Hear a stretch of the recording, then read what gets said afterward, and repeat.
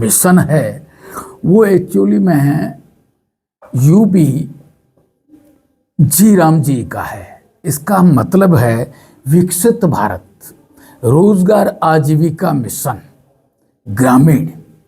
विशेषकर इसका नाम आज नहीं, पूर्व में भी कई बार बदला गया है, लेकिन विशेषकर इस नाम से जो एक ग्रामीण रोजगार के बारे में बताया गया है, मैं आपसे निवेदन करना चाहता हूं, माननीय यशस्वी प्रधानमंत्री जी ने उसके विशेष नेतृत्व के द्वारा केंद्र सरकार की विकसित भारत रोजगार एवं आजीविका मिशन ग्रामीण गारंटी अधिनियम 2025 वीबी जी राम जी को लेकर विशेष आज की कॉन्फ्रेंस हम लाए हैं। इसकी कुछ कमियां भी पूर्व की बताता हूं और हमने उसमें क्या सुधार, हमारी सरकार ने क्या किया है, उसके भी बारे में आपको बताना चाहता हूं। तो विशेष पूर्व में जिस हिसाब से ये चलती थी उसके बारे में मैं विशेष आपसे निवेदन करना चाहता हूं कि ये अधिनियम लाने की आवश्यकता इसलिए पड़ी क्योंकि मनरेगा ग्रामीण क्षेत्र में रोजगार की गारंटी देने के लिए लाया गया था, लेकिन मकसद सफल नहीं हो पा रहा था।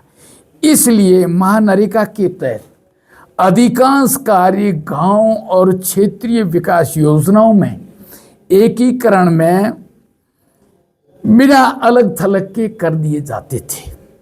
विशेष इसमें अस्थायी सड़कों का, आधी अधूरी जल योजनाओं या बिना योजनाओं के मिट्टी के कार्य होते थे।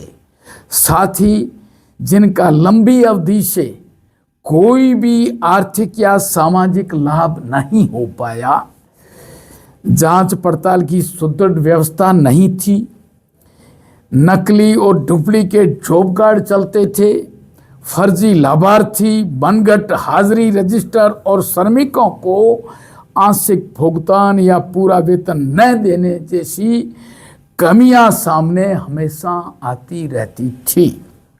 जनता के पैसे का सही उपयोग नहीं हो पा रहा था। सोशल ऑडिट की प्रक्रियाएं भी प्रभावी ढंग से नहीं हो रही थी। विशेषकर प्रशासनिक कार्यों के लिए 6% खर्च की अनुमति होने से उसका खर्चा कम था, समय पे चेकिंग नहीं होती थी, शुभ मॉनिटरिंग नहीं होती थी, उसके कारण क्रियान्वयन संभव नहीं हो पाया। मनरेगा काम खेती की मेन सीजन में भी चलने का कारण था। जब खेती आती थी तो आम आदमी ये देखता था कि मैं कुछ न कुछ मेरे खेत में काम करूं ताकि आने वाले समय में मेरे राशन का अच्छी तरह से प्रबंध हो, तो भी ये चलता था। कानून में बेरोजगारी भत्ते और देरी मजदूरी का भुगतान, मुआवजे का प्रावधान केवल कागजी कार्रवाई पे हो रहा था। ये भी नहीं, अब नवी वीजी राम जी की अधिनियम 2025 में इन सभी कमियों को दूर करने के लिए नई खूबियां में सुललित बनाया गया है। वो आपको मैं विशेष विस्तार तौर से बताना चाहता हूं। कानून में सालाना रोजगार की कानून गारंटी और 100 दिन की बढ़ाव में अब हमने उसको 125 दिन कर दिया। और 25 दिन कर दिया जो नहीं, उसमें भी विशेषकर 60 दिन वो छोड़े हैं जो गांव के लोगों को आवश्यकता दूसरे काम की होती थी, जैसे खेत जाना, खेत की निवाई करनी, दूसरा घर का भी काम, या हो सकता है उस बरसात में जब देखते हैं तो बरसात में भाद्रे में ब्याह शादी भी हो जाते हैं, वो काम में सब में इनको बड़ा डिस्टर्ब होता था, पूर्णतः रोजगार नहीं मिलती थी। तो 60 दिन 12 महीने के हमने 60 दिन को अलग ले रखा है ताकि लोगों को उसके लिए अपने समय का सदुपयोग कर सके। ये भी नहीं, विशेष कर देखा जाए योजना के अंदर हम करेंगे, अभी हम जो काम करेंगे जल संबंधी, मुख्य ग्रामीण बुनियादी ढांचा संबंधी, आजीविका अवतरणा संबंधी, आपदाओं से निपटने संबंधी ठोस कार्य कराया जाएगा। जो मजबूत कार्य हो, परमानेंटली स्ट्रक्चर खड़ा रह सके, वैसे काम कराएंगे। उसके साथ में उसमें विशेषकर जियो टैगिंग, सैटेलाइट से इमेजरी, मोबाइल ऐप और एआई जैसी तकनीकी का की उपयोग पारदर्शी सुनिश्चित की जाएगी। साथ ही हर 6 माह के कार्यों का डिजिटल तथ्यों के साथ सोशल ऑडिट अनिवार्य कर दी है, ताकि इस 6 माह के अंदर उन लोगों ने जो ग्रामीण मिशन के अंदर काम करते हैं, क्या काम हकीकत में हुआ या नहीं हुआ, वो भी इसमें पूरी तरीके से मॉनिटरिंग से देखा जाएगा। ये भी नहीं, विशेष इस अधिनियम के अंदर वेतन का भुगतान हर हफ्ते करना अनिवार्य हो जाएगा, क्योंकि लोगों को पैसे की जरूरत रहती है और पैसा सब कुछ है। जो मजदूरी पे जाता है वो ये सोचता है कि मेरा पैसा फटाफट भुगतान हो, तो अब हर हफ्ते इसका अनिवार्य भुगतान करेंगे। 2 हफ्ते से यदि ज़्यादा लग जाएगा समत ही उसको मुआवजा मिलेगा। ये हमने इसमें फेरबदल किया है। ये भी नहीं, प्रशासनिक व्यय पहले 6% थी, आपने सुना था, अब हमने उस व्यय को 9% कर दिया है, ताकि जमीनी स्तर पर पर्याप्त कर्मचारी तकनीकी विशेष परीक्षण निगरानी क्षमता में सुनिश्चित होकर चले। ये भी नहीं, इस अधिनियम के एक टिकाऊ और जवाबदेही वित्तीय मॉडल का प्रावधान भी किया जाएगा। पहले श्रम बजट की कोई तय सीमा नहीं होती थी, अब उसकी जगह हर साल के लिए एक स्पष्ट तय बजट निर्धारित किया जाएगा। साथ ही इसका मतलब ये भी नहीं है बंधुओं कि काम सीमित कर दिया गया है, नहीं, लोगों की मांग के अनुसार काम देने का व्यवस्था पूरी तरह से बनी रहेगी।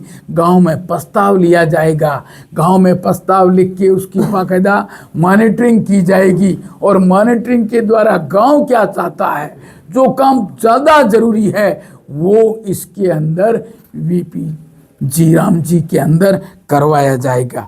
कुल आवंटन वृद्धि की गई, जिससे राज्यों को महानरेगा औसतन की तुलना में लगभग 17,000 करोड़ की अतिरिक्त लाभ मिलेगा। ये समझो, देखो पहले 100 दिन था साहब, अब 125 दिन हो गया। इट मीन्स 25% तो वृद्धि स्वतः ही हो गई, तो 25% इसकी वृद्धि करके 17,000 करोड़ का अतिरिक्त इनको लाभ मिलेगा। यह एक सहकारी संघवाद था, संघवाद का मॉडल है। राज्यों में 40% भागीदारी से जवाबदेही और बढ़ेगी। स्वास्थ्य मिशन जैसी कई योजनाओं का मॉडल भी अभी चलेगा।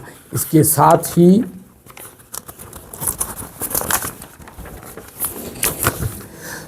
ही काम अब सप्लाई आधारित और प्लान आधारित पे होगा।